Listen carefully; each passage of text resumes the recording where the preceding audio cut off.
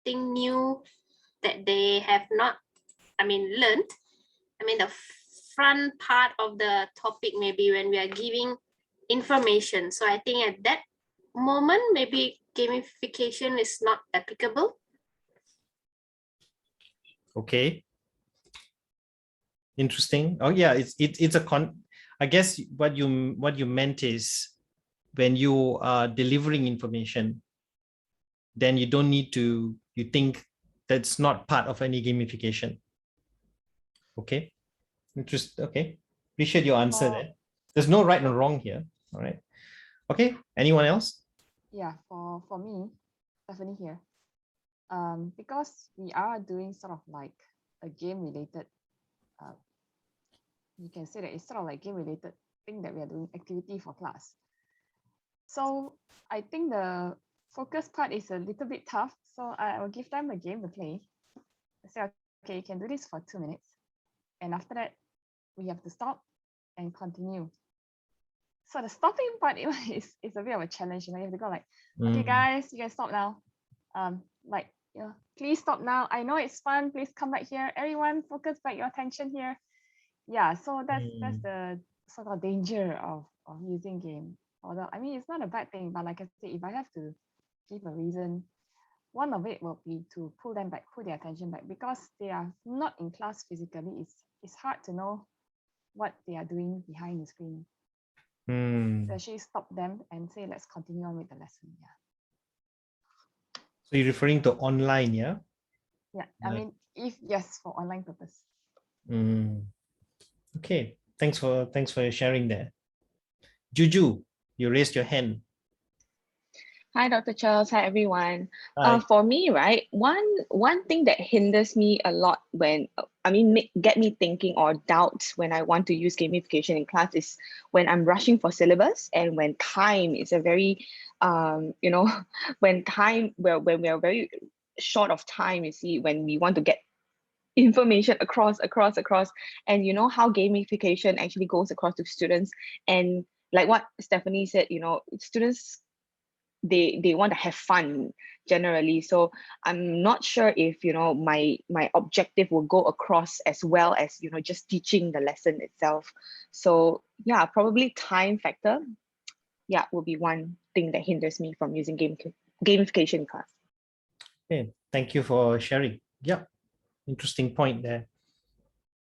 Anyone else have any insights on this? Mr. Lee agrees. Melvin, yeah, you got something to say? Yeah, I guess for me, just sort of to add on, I guess, is, why we do gamification in the first place.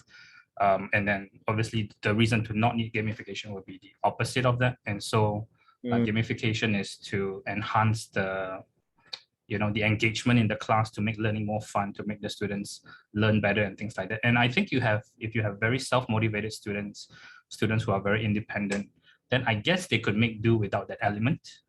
All right. So I do see that, if we do have those kinds of students in the classroom, then, there wouldn't be a need for gamification, I guess. Okay. Okay. Thanks, Melvin. Thanks for sharing. Anyone else have other points of view? Yes, Stephanie. I think this one is more on parents' point of view, I would say. That they do not view gamification as something substantial. And because I teach ICT, right? So I even have parents who come up to me and say, because I'll tell them, oh, you need to practice your coding and stuff like that. And then one of the better students' parent will come out and say like, but he's already good, right? So he doesn't need to use a computer, right? So he actually wanted me to say that so that the student can hear it from me that no screen time for you on weekend, basically. So I kind of like torn between two, because as an ICT teacher, I'll be like, yeah, you have to practice your computing skills. But on the other hand, there's this parent there who's like trying to pressure you into telling the kid that no, you don't have to use a computer on weekends at all, because you're already good enough. Yeah. So I think there is also that stigma. Yeah. That's an interesting thought. Someone was just telling me earlier today that somebody in the audience raised a question and asked her about game addiction, because when she presented when you presented something about how the state of play motivates students to learn, then I mean the people from the sciences side, what about game addiction? Why do you need to play and learn? Why can't you just learn? So do you all think there's a difference between game and learning, or is it one of the same? Can it be one of the same?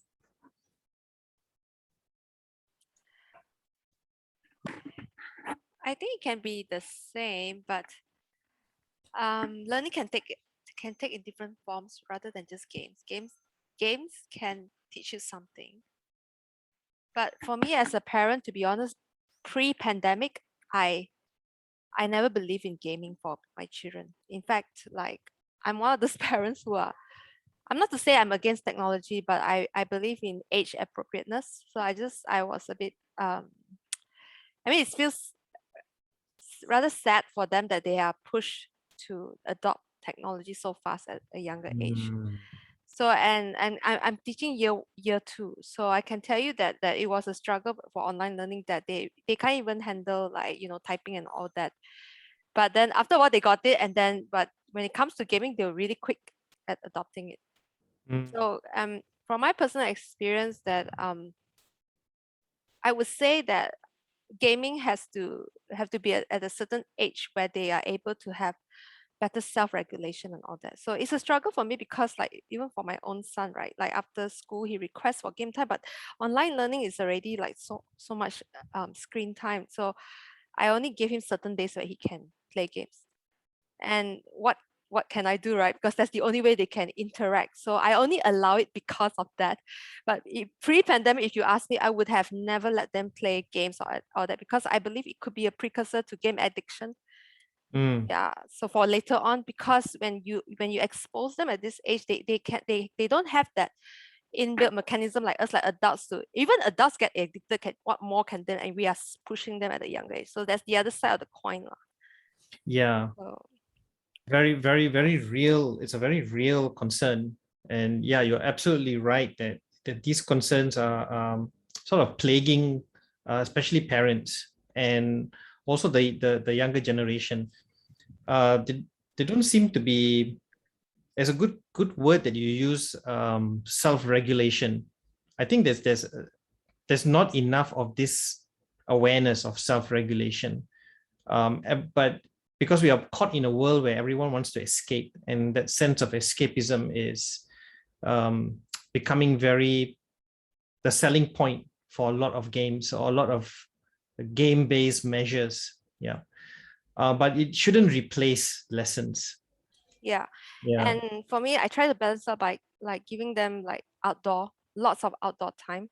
And children are really, they are calmer when they are outdoors. So outdoors is really important. Yeah. And learning, I believe that other forms of learning, like project-based learning and all that, some children really love that. So I would say that games can be fun to a certain extent, but some like higher ability students seems to thrive well with project-based learning, and they really enjoy making things or doing something these are the things that gamification may not, you know, allow that. It's a different platform altogether. Yeah. You can build in gamification to that, but on the whole thing, if you get what I mean, like you know, doing a maybe a drama or things like that, that it has other skills as well, other valuable skills and all that. Yeah. Absolutely. Thanks for sharing, Sarah. There are 2 more hands raised here. Yes, not sure who raised first. Mr. Lee, let's go Mr. Lee first. Okay, thank you, Dr. Charles. Sorry, Miss Stephanie. Just a sharing. Actually, I did also. I believe in gamification, but I did that right 2 years ago, right? After one incident, I stopped doing that. Yeah, in my class, year 10. So I'm using that to play Mafia. I play Mafia with them in physics. So happened, right? And one of the day, right, because they play, right, and 2 incidents happened. One of the day, right, one of my students asked me, right, the game is so fun, you know, until they hold their peas. Can you imagine that? After the class, right, everyone rushing to go pee.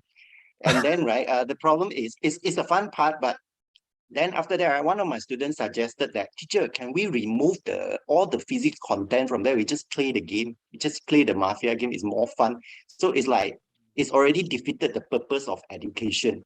And then the second incident happened, then I stopped already after that year. Because right, one of the day, right, because I'm rushing the syllabus also, they are doing year 10. So I'm rushing to finish the syllabus. So I said, today we cannot play the game. Then right, immediately there's one of my my boy, right, he sit on the floor, you know, and then he started to cry until I cannot handle. I have to get a pastoral care, Miss Cynthia, to talk to him. You know? Yeah, I don't realize. After that, I just realized because of my game. So after that, I stopped the next year. Yeah, that's my sharing. Yeah, even year 10, right? They can't have the like what Miss Sarah said. Right? Sometimes they are not too enough, not mature enough to have the self-regulation. Yeah. Yeah. So I'm still learning how to have a balance in between that. Yeah. Yeah, very, very, very, very good insight there. I've experienced something similar. You know, when you thought you're using something to motivate them to participate, but then it becomes out of control. They start to enjoy it. Then the next thing you know, you are motivated because the students are happy, and then you just continue. You just, oh, let's go one more round. Then next thing you know, you just continuously playing, and then the students just got into it, and then it just goes out of control, and it's very difficult. It's very difficult to control that. Yeah, I get it. Thanks for sharing, Cindy. It's a very real problem. Stephanie, you wanted to add something? No, actually, I forgot to lower my hand. But speaking of which, we do have. Okay, so Miss Sarah was talking about how our before pandemic, our younger kids usually they don't really get screen time after school, right? But ever since we have started online class, let's just say they pick up really fast when it comes to technology matters. And the games that you give them in class, right? Next thing you know, they know how to look for it online themselves. And what happens after that is they have their own gaming session after school. And then it becomes a problem because it comes back to us. Then and they form their own gang and stuff like that, and they start. So it's nice to have it during class as sort of like a warmer activity on it. But then when it goes out of hand, we are also sort of we have to get involved as well. Yeah. Yeah. Every game needs a game master. Basically, that's what it is. And a game master that can regulate the whole session. Otherwise, it just go bonkers. Yeah. Anyone else want to add anything? Well, very interesting sharing. So it's important. I think you hit the nail on the head there, Sarah. I think pretty much in line with what I was going to talk about later on, self-regulated learning. But I know it's like I said, I don't have that experience with younger kids. I don't teach in preschool or anything like that. It's very much when I speak, sometimes I'm so tempted to stay in the context of all the kids, but I forget that I'm dealing with experts for the younger audience or the younger students, and there's a lot of dynamics there that can be observed, and you all have observed it. You've seen firsthand how these students get so attached to these new measures that especially interesting things that interest them, like games. So gamification pose a big challenge for all teachers. But at the end of the day, right, the concept of the game, from the teacher point of view now, let's shift from the younger generation to the teacher point of view. If we shift it to our point of view, we have to see it in context, and we have to see it philosophically. Philosophically, we need to perceive it, as part of life. Like life is a stage, life is a game, right? You see it analogically. So when you see it that way, then you take a step back, and then you see it in a bigger perspective. Then you realize that we're not talking about games that people create. We're not talking about games that we create for behavioral purpose only. We're actually talking about life, because to a large extent, our lives are like games. We all want rewards. We all want to be satisfied with something. We are all chasing something. We are all going towards a goal. So in the similar manner, one lecturer used to rebut me one time. I lost the rebuttal. He said that why bother using a simulated game in a classroom when they're already participating in a game, quote unquote, when they're already getting marks. Why bother with a leaderboard when they're already checking their results and their results are already showing, they're showing their achievements. So why bother with all that? Don't you think the results and the marks itself is already controlling their behavior? And let me be very truthful to you. I didn't know how to answer that question at all. In fact, I couldn't, because he was right. And from what you all mentioned as well, the type of subject, the time factor, and in terms of whether the subject is being assessed, continuously, or is it just one test for the whole semester for that week? It all depends on how you deliver the subject. So they're right about it. But why is it still successful? That's the mystery. And I think it's still worth looking into. We cannot also ignore the current condition of our culture and society, and we have no control over it. Something like virtual reality and augmented reality. I was totally not a good supporter of that, because tell me, who would want to wear a headset? I tried it, and it makes me so dizzy. It takes me about a week or two to get used to it. And some people feel nauseous, but now they're saying it's the way to go in the future. I wonder how. Some of you mentioned some very good points, like there's a lot of problems with technology. I once had this exhibition, and I was exhibiting a poster, like a research poster, and a young teacher came to me, and she was so awestruck. It was in UPSI, University Pendidikan Sultan Idris. UPSI is quite an eminent educational institution. So a lot of young up and coming educators, they all are experimenting with fancy stuff. Believe me, there's one guy who showed a tree, totally created, he and a team of 2, totally created a geography lesson, like how you play, like a game, like how you play Half-Life, or how you play Apex Legends, or something like one of those first-person shooting games, except that you go around, you pick up rubbish, and you identify spaces, locations, and things like that. Everything is there. Geography, there's a soil, and pretty well done, actually, the environment. But I was thinking, or I just asked him this one question: how much did they learn out of this? How much did it learn? What's the difference between learning impact using this technology and the learning impact between you and the students? What's the big difference? Do you have information about that? Have you made some observations? I mean, I'm asking from the teacher point of view. So they'll say, well, we're going to work on that and whatever. So everyone is using some fancy technology. And one young lecturer came to me and asked, how this technology is fantastic. This app that that they're using is fantastic. And I wonder what the secret is. Well, I said that the secret is not in the technology. It's not in the tools. And the secret is you. The technology still belongs to the person. It still belongs to the teacher. The teacher is the technology. At the end of the day, right, the teacher is the center of every technology. It's not the technology.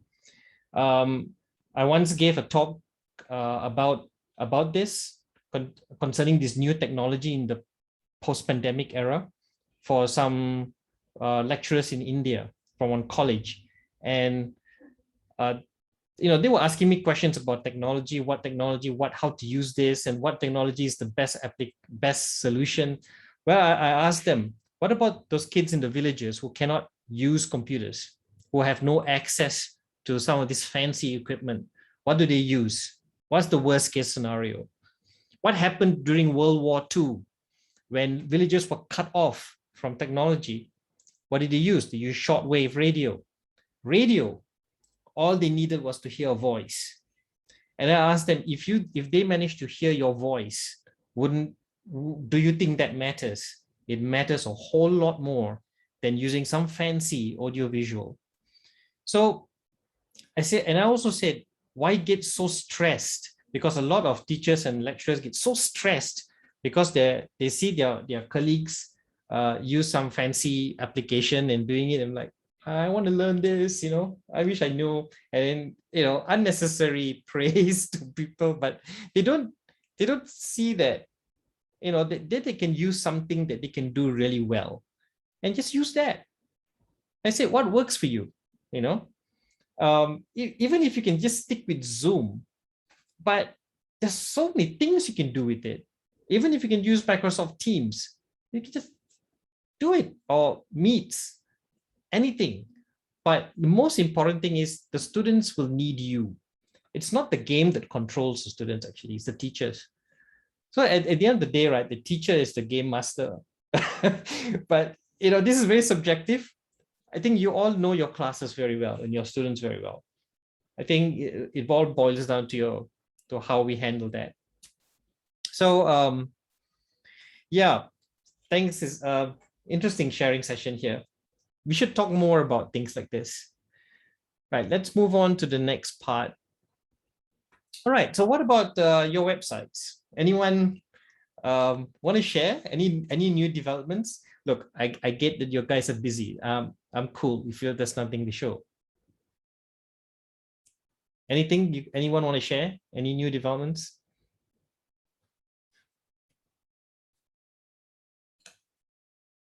Oh, okay, Tinsha, you raised your hand. Oh yeah, since my team members Mr. Melvin is so quiet. And Miss Juju and Miss Joy so quiet, so I think they didn't have anything new, I think. But for me, I'm going to start revision with my year 6 science next week. So I'm thinking I better use my knowledge and quickly just complete and move together in your lessons. So can I share what I've done so far? Go for it. Okay, let me share my screen.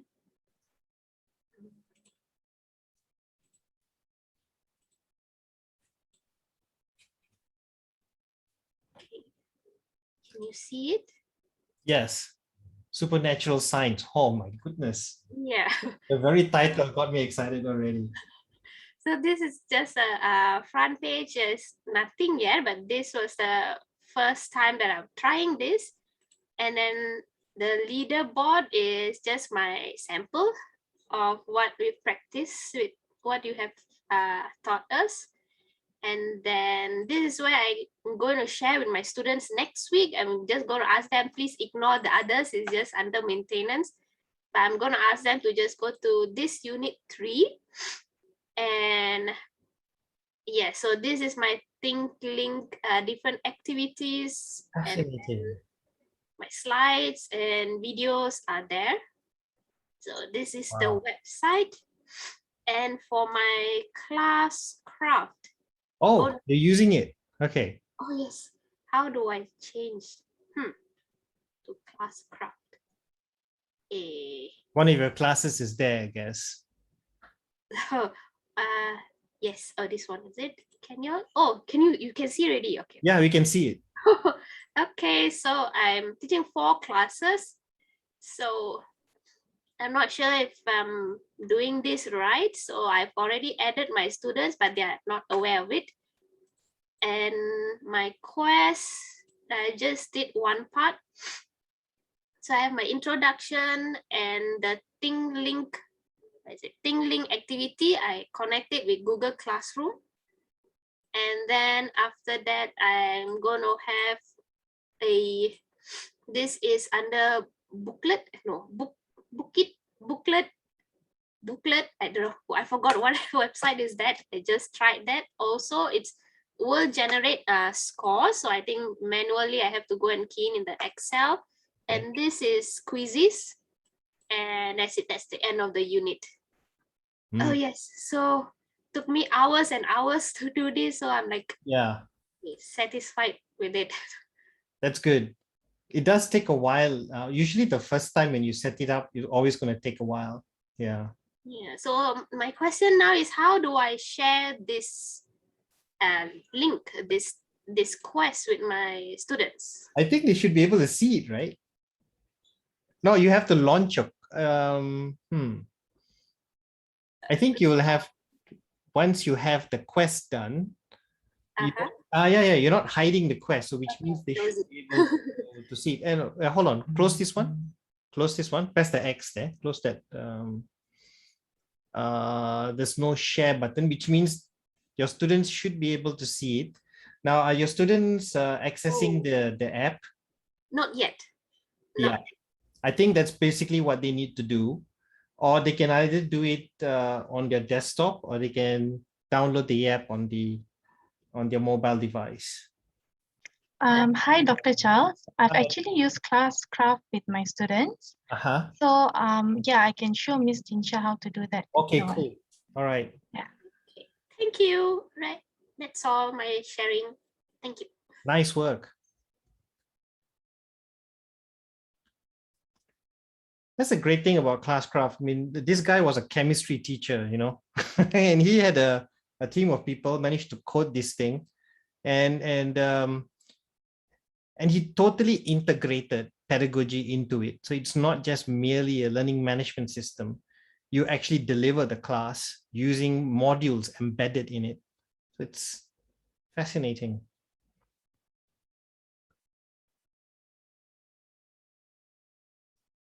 Juju? Sorry, was it Sonia? Yes. Yeah, there you go. Okay, so for our team, we decided that we were going to get all the important parts done. But of course, there are certain parts that still needs to be revised. It's not like 100% there yet. And then after that, I'm going to share a little bit with all of you on how I use Classcraft with my students this week. Okay. Yeah. So let me just share my screen.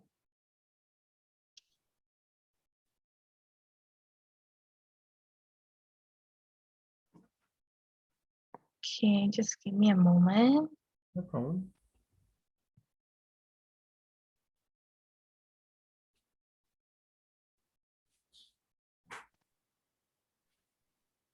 I'm taking. All right.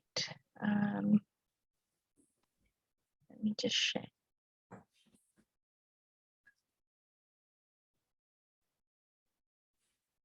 Okay. Can all of you see my screen? It's loading. Yeah. All right. So we decided to put in all of the objects for our Tabletopia game. So this would be all of our objects over here. So for the task cards, you can see, we have actually come up with the questions. So Miss Ellison created all of the questions. So for each task card, we have around 5 questions. So in total, we have around 45. So we have all of these here. And I know this looks a little bit like, okay, you can't imagine how it will look like on a board, but this is how it might look like on the board, but I'm still like arranging it. So hold on, let me just show you my board. How can I go to another tab? Let me just pause and okay, this thing is hiding it. All right. So You're trying to go, okay. Yeah. So can all of you see my board for our Yeah, team? we can. All right, so this is like a rough arrangement of the boards, the cards. So we have all of the task cards over here, and this would be the money counter where they would tabulate how much, if they answer the task card, how Okay. much, they would get. So this is just a rough draft of our arrangement. So we are still finalizing it. But yeah, it's definitely something after last week. So far that's what we have done. And then now we will go on to class craft.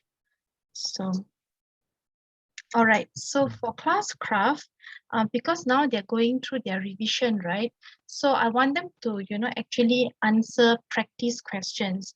So what I did was that, I didn't want them to be so stressed and, let them go on an adventure. All right. So this would be an example of how exactly I created my quest and then I assigned it to my students. So this is an example of my quest. Oh, sorry. Let me view in class. So you have a few quests for that class alone, yeah? No, this would be only one. One class. So you would This quest see is like, assigned to one of the class. yeah, this is one of it that has been assigned to the class because you can duplicate it and then you can rename it and then you can assign it to a different class, which makes your life like much more easier, where you don't have to do things one by one. Right. So this would be an example of something that I've created for my students for their practice, and they love it very, very much. So you can see like all of the chapters that are going to be tested. And the moment that they get here, they'll put in their answers, and then as a teacher you'll be able to see their feedback. So yeah, I mean the students really enjoyed this, but I think talking about class craft, right, I think even last week there was some confusion in terms of how exactly to get the quest button and everything like that. Yeah, so well, I already found out what exactly was wrong. So for instance, right, okay, you can see all of my classes over here. So let's click play. So you would see that, okay, my class over here, all right, it's under chapter 4, progression. So what all teachers need to do is that once they have imported their students from Google Classroom, all right, you need to go through the tutorial first, and then only it will allow you to add quest. So let me see whether I can show you this. So for instance, right, you have to get until like chapter 2, where you get here. So you have to create chapters. No, this one is just a tutorial. They will have it once you have added your classes. Oh, this is a tutorial right here. Yeah, this is a tutorial that it's inbuilt the moment that you create a class. So they will make sure that you go through all of the tutorials, all right? And then you'll find the quest option here. Then only you can create a quest. So this is like something new from Classcraft, which is an update. So that is how I actually learned how to create a quest over here, and then I learned how to duplicate it and then just rename it and make it visible to the students. So that is something that I think teachers can use. And another thing would be that like I think a lot of teachers, right, even like for me, when I was using Classcraft, I was not so sure like how exactly are they going to enter in their answers, and then how exactly am I going to check their answers, all right, and how am I going to give them feedback. So for instance, right, I actually played this with my literature students, all right, and you can see that they have their avatars up and everything. So usually when a student actually answers a question, right, okay, you would see that okay, this particular student has completed this objective, all right. So for instance, okay, let me just click this one. So for instance, chapters 67 to 81. So you can see that all of the students over here, all of my students, and you can see that, they have passed up on time and the time that they have submitted. So, okay, how exactly do you see whatever that they have written? So for instance, let's go to Rebecca. So you click on this feedback icon, and then you would see the questions that I've assigned for them and then their answers over here. And then you can put in your feedback, and you can even award them extra points, and then you save it. So that's how I actually figured out how to use Classcraft. So I think that would be all from my group. Very good. Yeah, thanks for sharing how to use that. Classcraft has a lot of new features. Even I need to learn as well. So thank you, Sonia. So well done to you and your team. The key to this so far, I noticed that you're integrating different platforms. But remember, it is not about the platforms, everyone. It's not about the platforms. It's nothing to do. The success of your gamified class has got nothing to do with the platforms, whether you use Classcraft or not. The key here, the reason why we use Google Sheets, because we want you to make the best of the most simplest tool. And so far, if I notice that some of you are integrating other platforms, the key here is what? What do you think? The key here is how do they work together? Now, Classcraft is a very big platform. It's actually an LMS. So it's all in one, basically. You can pretty much use Classcraft alone, But is there something about Classcraft that you think that other things does not have and can connect, or can relate to some other things? So have you found out that whether you could embed Classcraft or any part of Classcraft on a website, Sonia? I've not figured that out, because so far I think the only thing that I saw an option over there that you could embed would be Google Classroom. But other than that, I've not seen an option over there. Okay. All right. But thanks for sharing, Sonia. Dr. Melvin. Charles? Yes. Yeah, I've tried embedding different links under the task. There is a little icon that has the link button. Yeah. Press on it and then you put on the link. So it will be under your task. So the student have to click on it to open in a new tab. Okay, that link-wise, they can do that. Yeah, that's not a problem. So, but the embedding is like, for example, can we actually put the whole Classcraft window in the site itself? So I'm not sure, but I've not tried it in Google site, but you guys can give it a try. Maybe that's where Melvin comes in.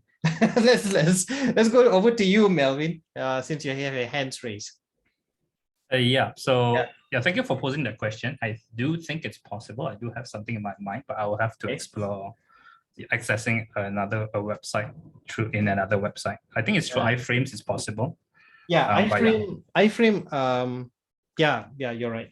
But I don't know. There's Google site is one thing, but I think if a self-hosted site, maybe you probably have a lot more freedom to play around with the HTML. Yeah. But when it comes to Google site, maybe tricky. But it's worth a try, I guess. Yeah. So something I'll probably look into. Yeah. I would like to share two things. I think one of these was something I shared at the end of last week. So I don't know if it's something it's okay to share again, I guess, with the whole class. Go ahead. The leaderboard that my team made, as well as I think you asked a question about what is Think Link, right? So did you ask what was that? That Miss Dinsha shared? Are you familiar with what is a Think Link? What link? Think Link. Think Link. Yeah. No, enlighten us. Okay. I guess most of the elementary school would know this already, but I'll just share. Think Link. Yeah. Is that something that you guys use? We were recently exposed to it, yes. Right. Let me just share. So I'll just share that first. So basically it's a tool that sort of makes an image more interactive.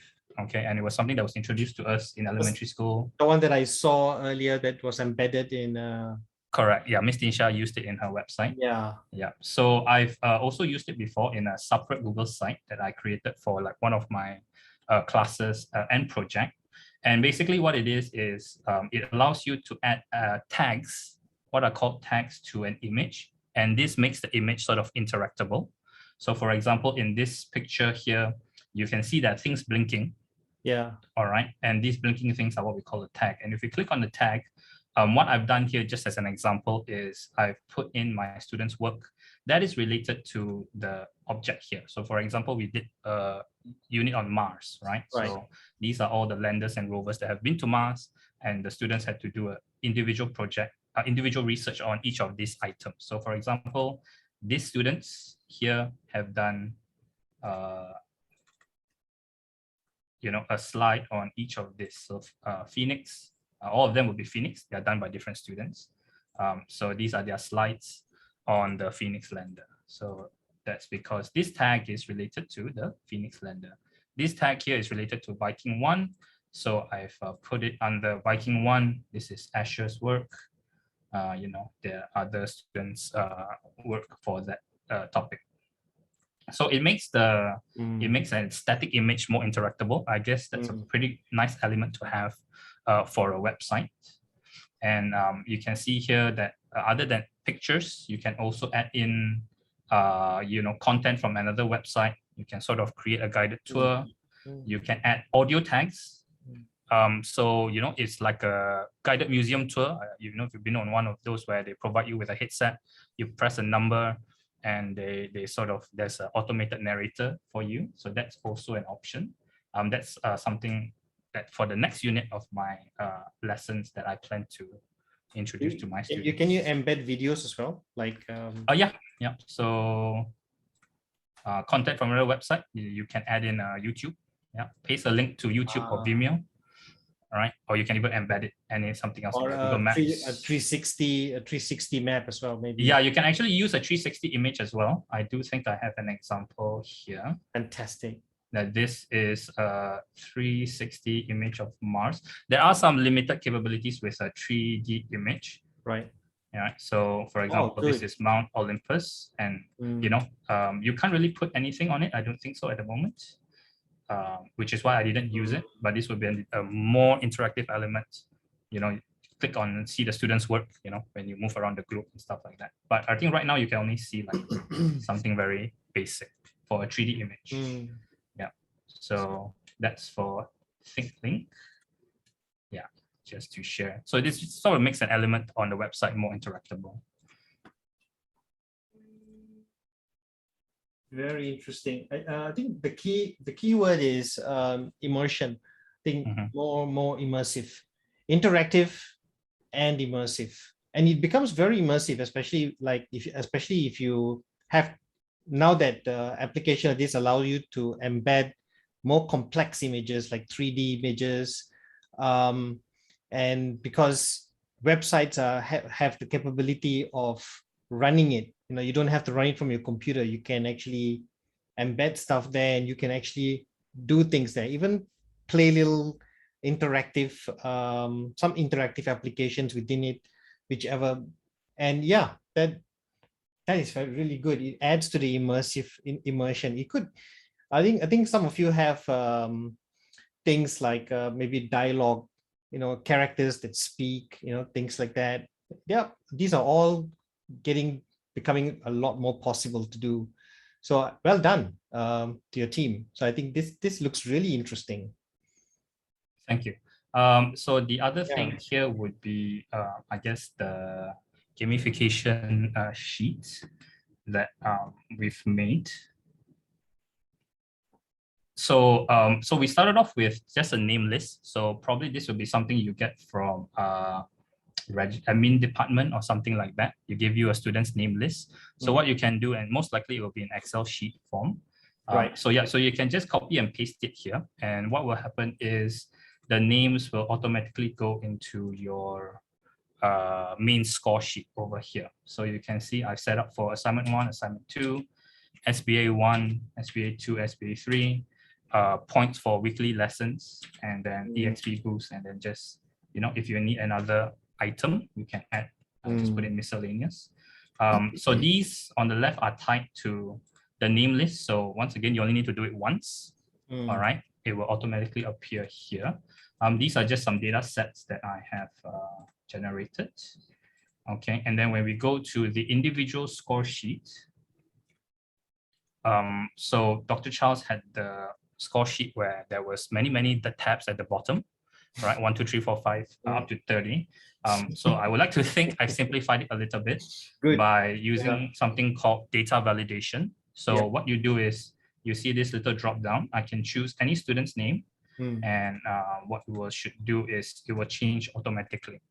All right, the grades here will change automatically. The marks here will change automatically according to what they have here. Right, so this will be the input sheet where you put in the score, and if you need to reflect on individual students' grades, you can just choose the student's name. The mark will change, and then the grade will also change automatically to reflect the mark now value. This is a fantastic template for those, again, guys, remember, I know you probably awestruck with what you're seeing here, but remember, Melvin doing this because this is the best way he works. It's the best way he works. He does it like this because he simplified it. Sometimes, like I know I've had mine with many tabs. I still like what Melvin does. It does simplify it. It's true. I do agree. But I kind of feel comfortable seeing many tabs. I mean, let's just say put yourself in the scenario of a person. Let's say I'd rather see many tabs than doing this because I don't want to be able to search for that. I don't like drop down boxes. Again, go with your taste. There's no best way to do it, but there is, of course, the more efficient way. And I think what I'm seeing is a very efficient way of doing it. So like I said, this is potentially a really great template. Nice work, man. Thank you. Yeah, so I just want to show also that it can be used in your score sheet template. So once again, we just need to change, just change. Can't really see. So the value on the right should change automatically depending on the student that you choose. So you can use this for any form of template that you have.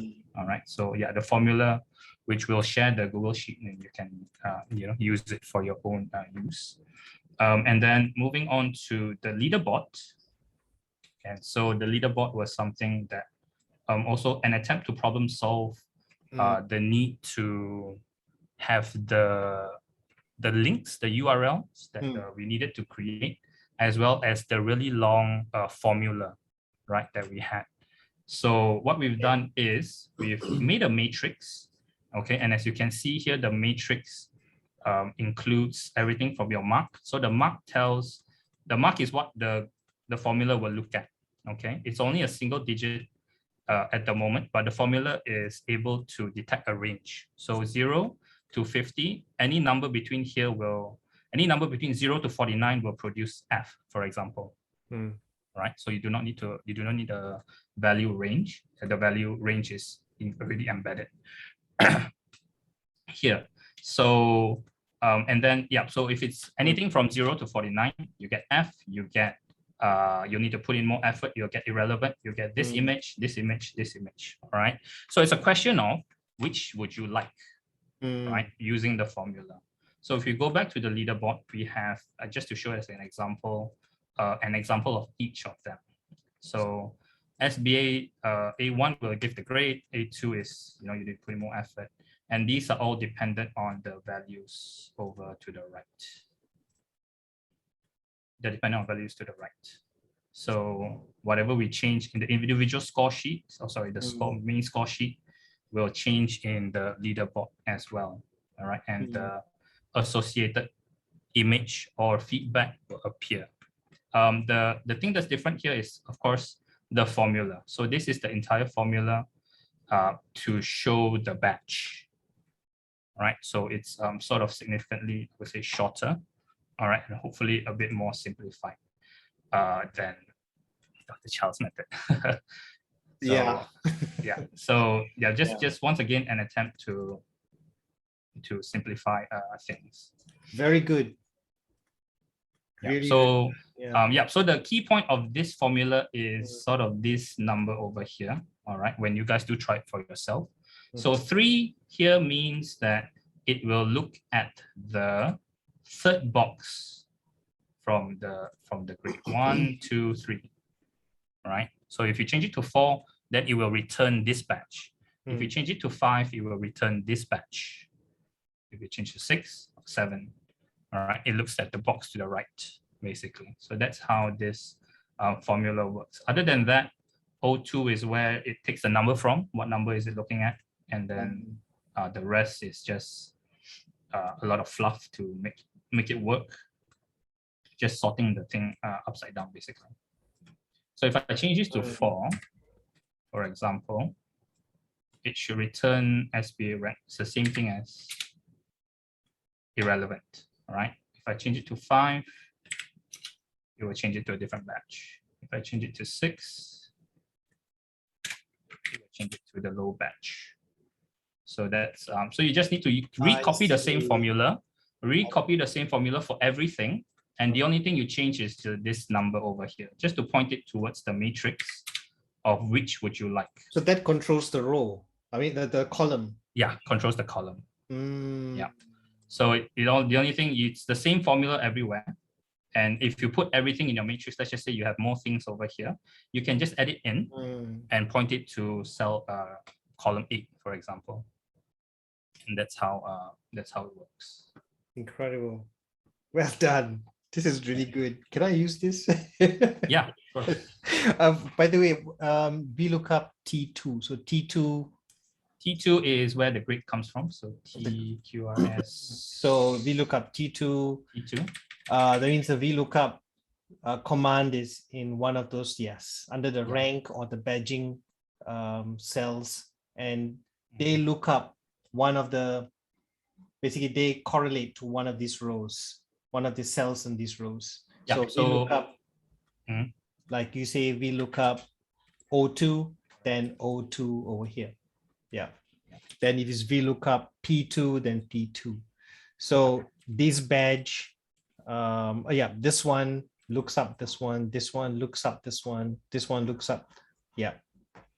And actually you just have to change those two things. Correct. And you must have a matrix on the other end. And the sort of the formula can actually be shorter, right? So this whole thing right here, the only purpose it's here is actually to sort the matrix upside down. Right? What I mean by that is if you just use VLOOKUP by itself, you are going to have to put F at the top. So 0F, 50E. So what makes it upside down? Yeah, so this piece of code, code sort. Right here. Yeah, sort. So essentially, you can actually get away with just that much, actually. Yeah. So, but you need a matrix to make it more efficient. Yeah, we definitely need a matrix. So you can actually dump everything into the matrix. Anything you would like to use to grade. So even in your individual score sheet, it uses the VLOOKUP formula. Dude, you can run a course on this already. Nice work. Right. So so anywhere at any point in time, you need to use either this grade, you need to use this feedback, any sheet at all. You need to use this batch. You just need to reuse the same VLOOKUP formula, and then you just need to change the column, basically. Fantastic work. Thank you so much for sharing. All right, thank you. So this is really innovative. There's a huge chunk of innovation there that you can actually talk about it, but it doesn't end there. It's always something that you can continue to try to be more creative about. There's a lot of improvisation that you worked on, and I think it's a very creative work. Okay, anyone else? So far, we've got Melvin and team, Sonia and team, Tinsha. Anyone else? One more. Yes, go on, Rachel. How are you? Right. Okay, actually, our team is also prepared the technique, but it's a simple and more interactive game for our kids, for KS1 students. So it's just want to share. And we added the song as well, the YouTube song. Able to see the screen? Yes, I'm seeing it. Okay, so Miss Stephanie and Miss Sarah added the song, and we have the things link, and we also can click on the link and we have games as well, and information. Fascinating. This tinkling. Yes, this is the Yeah. thing. Very interesting. Yes, And what image? This is your. Did you take this picture yourself? No. Oh, all right. Rachel, you need to share the published version. Okay. Yeah, share the published one. Ting link. So that's how it's spelled. Okay, go ahead. You can click preview as well, I think. Click on the published. Yeah. View published site. Yeah. Okay, so then we can just click on the link and we can practice singing. All right. Oh, your students are going to love this. Yeah. And then explore the Chinese New Year. The Google Amazing. Yeah. And the games as well. With Tingling, how many what's the maximum number of interactive element can you put around there? Endless. Endless, yeah? No limits. No limit. Wow. And it's for free. Yes. The paid version allows you to have the children to collaborate on the tinkling itself. Fascinating. But the free one, we can only make it as a very attractive traffic controller. Okay. Wow. That's So this is where they learn the numbers. Yeah, the numbers. It doesn't play the games, by themselves. Interesting that you're integrating different, the numbers game is a different application, right? Yeah, different. Yeah, it's all from our side. Way to integrate. Oh, they have is within that site itself. Yeah, they have colors, different the numbers, food, transportation, animals. Yeah, different. Can learn Really good. It makes learning Chinese very appealing, very interesting. Yeah. Yeah. If I was a kid, I would want to. That's all from our side. Thank you. Well done. You know, go back to your Google site. Your site. Okay. Go to the word publish up there. The button, publish button up there. You mean this one?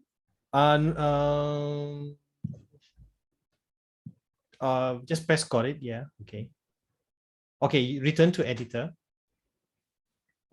Just move your mouse to the publish button. At the side of the button, you see the little arrow. Click on that. No, not that one. Yes, that one.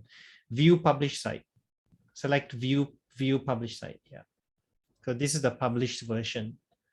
Okay. So now you see how it actually works once it's published. Right.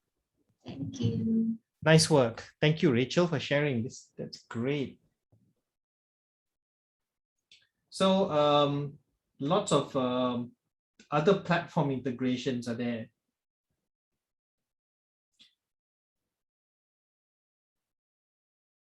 Just noting down your some of your updates.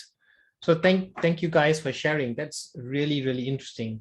Now, now that you guys are almost there, you have your leaderboards. Okay, so now you're embedded your leaderboards.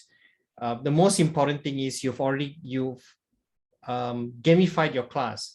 But I think your mission right now, maybe we have 2 more days left, I think, right? We have 2 more days. Let's say from the last day of our first part of our workshop, level 1, is for you to perhaps complete it. And we want to compile all your websites. Okay, I want to put all your websites into our website. Yeah, so we will want all those websites there. And yeah, complete the entire say the journey for that particular, let's say, for example, what you're doing now with your leaderboard and whatever content, make your website as interactive as possible. But you know, again, you've seen all the different platforms that everyone's using, but use the platforms that you're best at. I noticed that you're already doing basically leveraging on this thing. So work with that and continue to develop what you have right now and just complete it. I think so that means that when your website is done, we'll put your website link according to your group names and your team names into the final page on the last day page on the gamification website. So yeah, next challenge, or let's say, I wouldn't say challenge. I don't want to I don't want to add difficulties, but I think it would be good for you to think about this self-scoring. Now, when it comes to self-scoring, right, there are a few things that comes to mind when it comes to gamified self-scoring. When in gamification, there's one thing that sometimes you often overlook is students needing to get involved in their scoring. Oops, what did I do? Gosh, sorry. So when students get involved, what happens? What are the implications? Am I sharing this? I'm sharing, right? Okay.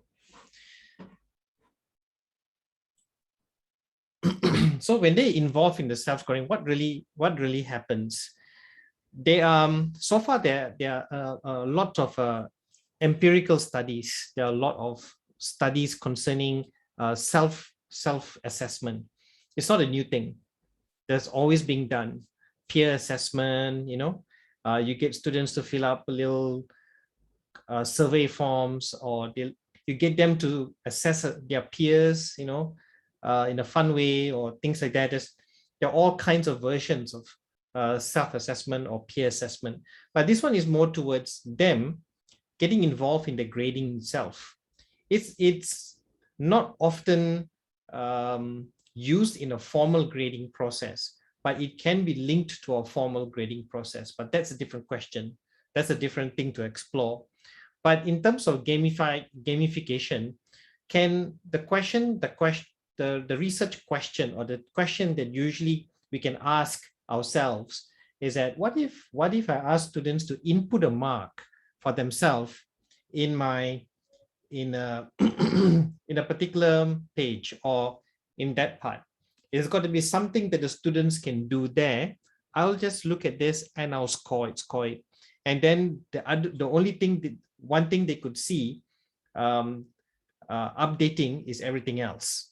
So which means the students input something and you can see their input, or you can also add an input, or you can agree on that input, right? So if you agree on the input, then the input stays.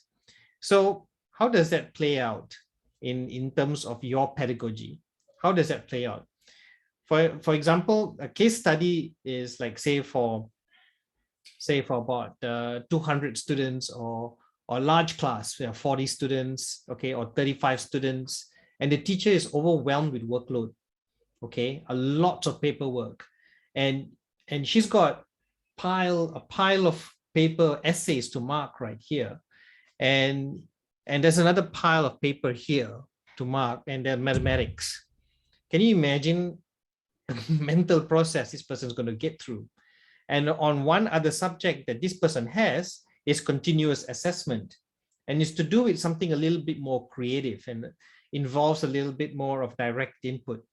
So which means I can't be doing all three at once. What if I can do something about this one pile here? What if I can get students to do that for me? And what I do is I'll have time to check it. And the checking part is a kind of a triangulation. So I'll explain that. So what happens during the checking part? The triangulation I meant is this. If I wanted that one pile to get off my table, and you want your students to say, do that, quote unquote, do the first part of your work for you first. Okay. How would you make it interesting? You already now gone past the part where you already made it interesting for students to participate because they know it's competitive.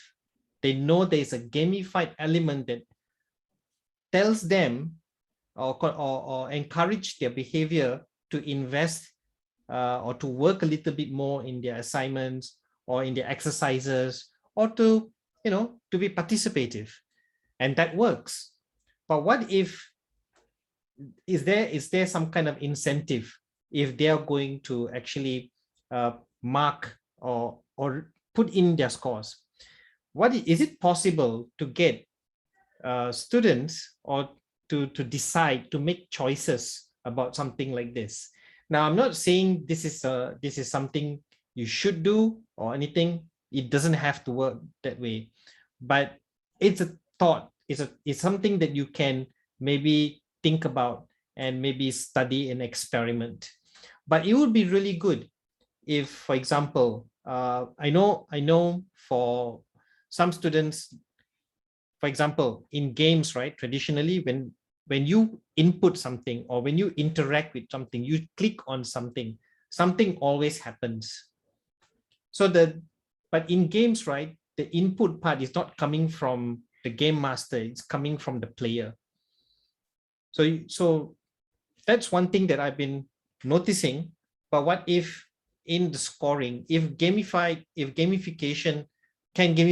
include direct player input and recognized to be a formal weightage and contribute formally to the actual weightage? And how do you do that? So something for you to think about. So a score guide could be a key. The triangulation works like something that the students have to understand how the marking works. It's kind of like if I wanted to discipline a kid, I wouldn't just tell the kid, that's a very bad behavior, go sit down. And you do that again, you're going to stand in the corner.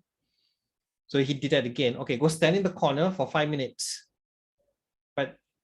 But then after that, would you leave things as they are, even after all that is done?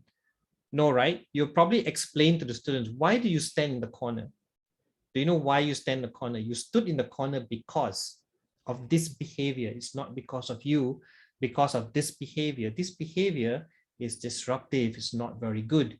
So therefore, if this happens again, you might go end up in the corner again. Would you want that to happen? No. That's called a score guide. Some kind of guideline, a manual, say a behavioral manual or something like that, that says if they input something bad, then what they get back is not a good score.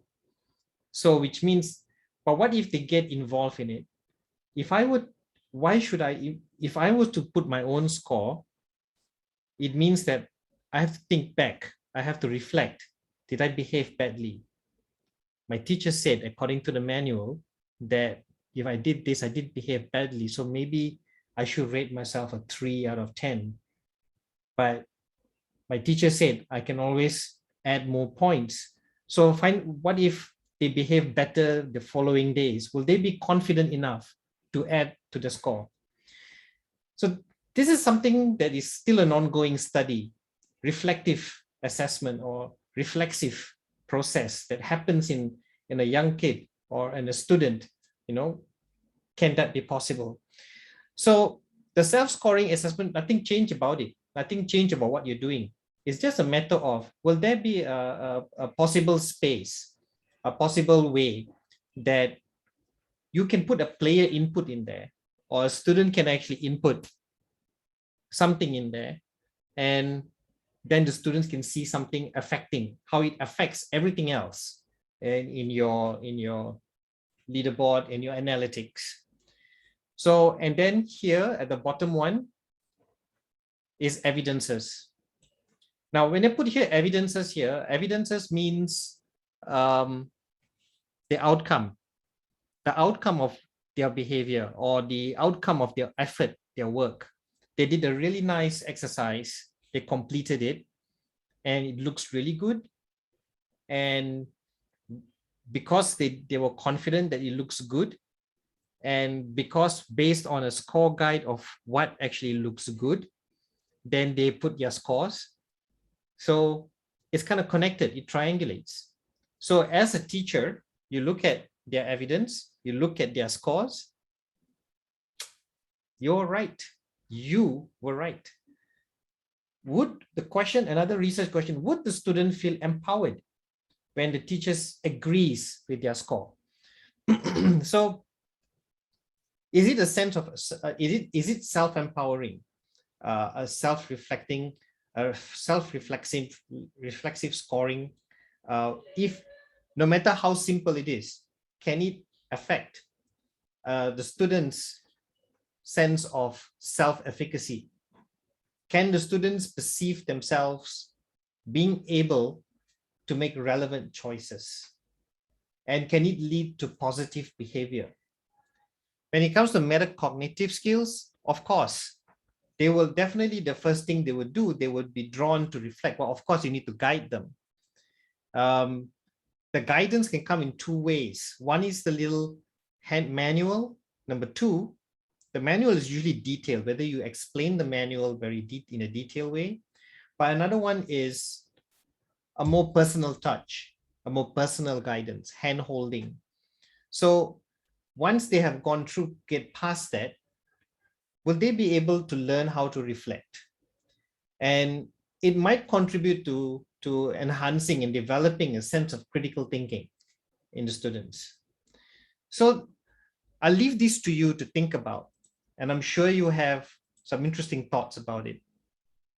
And how do you see it being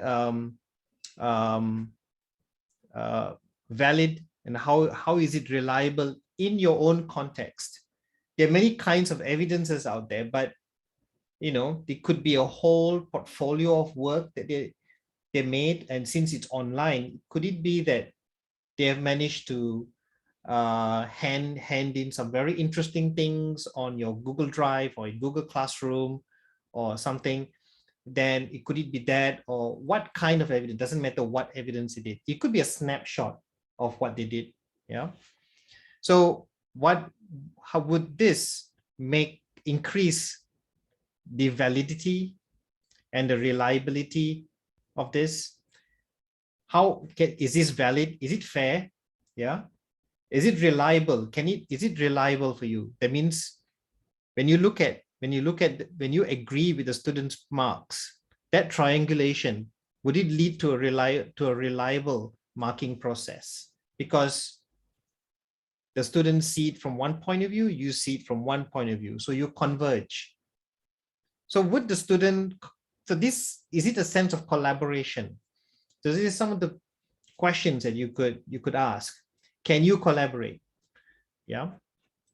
So I leave this with you. The self-scoring, gamified self-reflexive assessment, the whole idea is to mirror what games actually have. If games based on player input, can you have a player input system, or say develop yours, or to add on a player input system somewhere around there? Yeah. Like in Classcraft is interesting. I mean, when the students, correct me if I'm wrong, Sonia, but when students download the app, I do remember that the students, when they open the app, all they're concerned about is input. All they want is input, right? They just input. They just look at that, they input, they download. So their input is like they're interacting with it, they download the file. They could be right now they have this new feature, they can answer the question in there. So which means students are putting in information, and then everything else happens after you respond to it. That's all they do. That's all they do. So it's kind of like a player input. So what you have now, is it, but how many types of input do you want, or just one input? I often believe, like, to make my workload easier, I just want students to input one time and in one place, and that's it. Even if I don't want my students to input one time anywhere, maybe I'm not using the self-scoring, I'm scoring it. But to make my workload easier, I want to be able to open that on my iPad or just open my laptop. I look at the students' evidences. I've got my rubric there. I'll just type in, I just input one time. or 2 times according to one rubric or something, and then can everything else automatically update? Would that, but of course, some of the checklist in terms of validation and validity and reliability needs to be your checklist. Is it valid? Is it reliable? If it's valid and reliable, then is it possible that you may have found a solution to solve your own problem? Because workload is key factor in the success of your classroom. And we may talk about gamification in many instances, but if you're going to be so overloaded, what's the point? And you brought some very interesting points at the very beginning during sharing the sense of time, workload, and all the limitations to it. But don't see the limitations as a bad thing. They're there for a reason. They're there for you to understand where you are at. So it's good to record it anyway, so at least you know what your limitations are. So I leave this to you. I leave this last thing to your thoughts, and continue developing your awesome website. I'm sorry, I'm not opening the sheets to put in the XPs right now. I think we're kind of running out of time. But I've taken notes and I'll update it. And a recording of this will be uploaded very soon. So once again, thank you so much for all your fantastic effort. Now, before we go, anybody else want to add anything or want to share any questions about what I explained about self-scoring? What are your thoughts?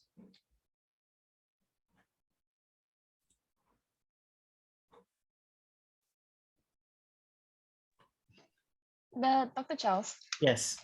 Actually, before this, I think I brought up that we have this thing called CSR points in our school where they get rewarded based on that. So for us, I know for senior engineer, they actually do it's sort of like self-scoring, right? For for senior engineer school. Yeah, you mentioned they have to key in the points themselves. Am I correct, Mr. Lee or Sonia?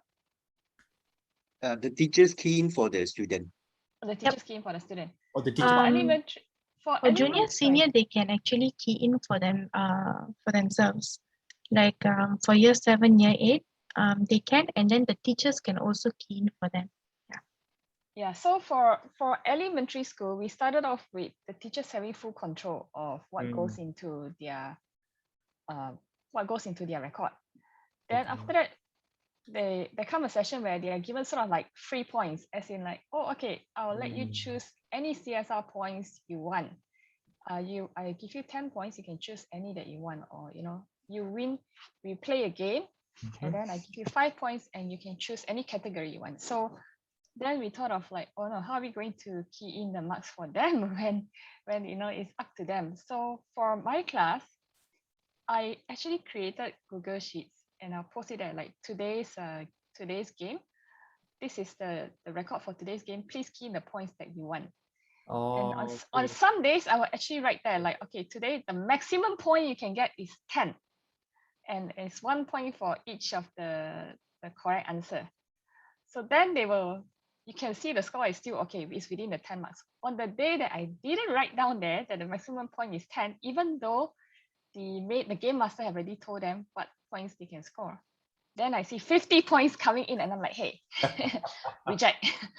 So when it comes to self-scoring, right, I do believe that some students are very honest. They can do it, but we will still have a handful of students who will try their luck.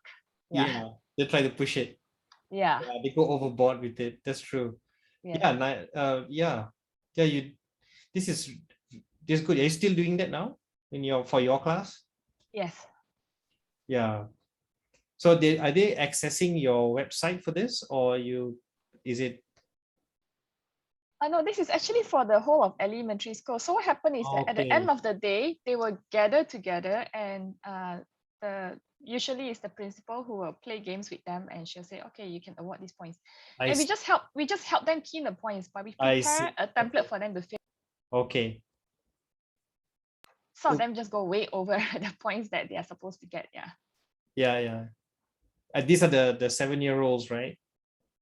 Yeah, 8 years old, 7 years old. Yeah. Oh, adorable. and I think it's really good that they are learning this as well. Have they spoken about this to you? Have you asked them like what did they think about this, or have they talked about these things? Like, No, we haven't had an open conversation about this, but I will try tomorrow. yeah, you can ask them like what do you feel about getting this number for your score? You know, that sort of thing, you know. Actually, it's quite interesting to see their thought process because there are 8 categories for them to choose from, right? And there's a winner for each category. Then you can see some students, they zoom in on the less popular category and they keep on pumping in points into that category to win. So you can see that they have strategy there. You can ask them why did they choose to do that, you know. Even for those students who try to push their luck, like maybe go overboard with that, but also notice those who mark low or maybe shy to put in the marks or shy to every single reason matters, or every L action matters, because those are data for you, and do take note of it, and that will give you some clues, you know. Yes, we actually do have students who hand in an empty sheet and I'm like, you don't want to win any points? And they were like, nah. I'm like, why not? So we have to encourage those students as well. Yeah. Right. Thanks for sharing. This is really good. Thank you. Anyone else? Hi, Dr. Charles. Can I just bring up that maybe, I don't know, Miss Sarah or Miss Juju can add on to this, is IPC, I think for year 5, we have a self-assessed component. All right. We take one task, right? Yeah, and then for the unit, and then we self-assess. We let the students self-assess, and then there is also a rubric. We grade them towards beginning, developing, mastering. So I don't know if that's sort of relevant to the conversation here. Yeah, I think it is. What about Juju? Anything? I don't know if they do it like so. Miss Juju teaches a different year group, and Miss Sarah also teaches a different year group. Yeah. But if you're doing that, and my question is, are they actually doing it? Are they providing their scores? Yeah, they would see where they fit. So the rubric will give sort of a general description of what each level will be. Oh, I feel like I'm only beginning to understand this. Yeah. This is this category. I feel like I'm very good in this, and this. Then you're this category and things like that. Okay, but they're aware explicitly what some of these categories mean, right? Yes. Yeah. The teachers has to be very clear in their expectations. Yeah. And the rubrics are really clear. So most of the time, surprisingly, for the younger ones, right, when they do self-assessment, they actually grade themselves lower than what we would. So they're a bit humble in that sense. But I guess they also maybe it's just a psychology thing that when they grade themselves, they were like, wow, I get a chance to grade myself, and then somehow they would place themselves lower. Of course, you have one or two who will go beyond what they really are. In general, most of them are actually quite realistic or they tend to mark themselves down. So generally, students will tend to do that because they kind of overestimate or they put themselves in a position where, oh, I'm this and my teacher is this. So whatever my teacher thinks is right, you know. But at the end of the day, getting feedback from them about it is the key to understanding the self-scoring dynamic, because again, it's metacognitive. I mean, what's happening in their head when they're doing it, and that's the thing that be more interesting to find out. Yeah. So yeah, there you go. And how do they also, like what Stephanie mentioned as well, how do they perceive themselves? And what you just said, they mark themselves low. What does that mean? Or sometimes we might intentionally want to do this for various reasons as well. The formal reasons, the formal self-scoring reasons, for CSR points, but there's also maybe you intentionally want them to, or you intentionally design a self-scoring system to just purposely to make them see themselves better than they are, you know. So the fact that, oh, my teacher thinks I'm 8/10, really? Oh my gosh, then you see their face beaming, and wow, you know, that motivation, would it change anything, you know, if this is the kind of effect that they have? Yeah. So again, so this is the thing that it'd be good for discussion, and it'd be good for you to try out and talk to your students. Ask them some of these questions. You know, how do you feel about this? Do you like this? Of course, you can have it. How would they react to that kind of thing? Yeah. So yeah, thanks for sharing, Sarah. And anybody else? Okay. So I guess we've come to the end of our session. So that's it, guys. Thank you very much, and I'll see you again next week. And again, get good rest, and have a good week ahead. Thank you, Dr. Charles. Most Thank you, Dr. Charles. Thank Thank you, you. Doctor. Yes, I- Dr. Charles, Yes. can our group see you for a little while? Yeah, go ahead. You can stay on. Bye. Bye, everyone else.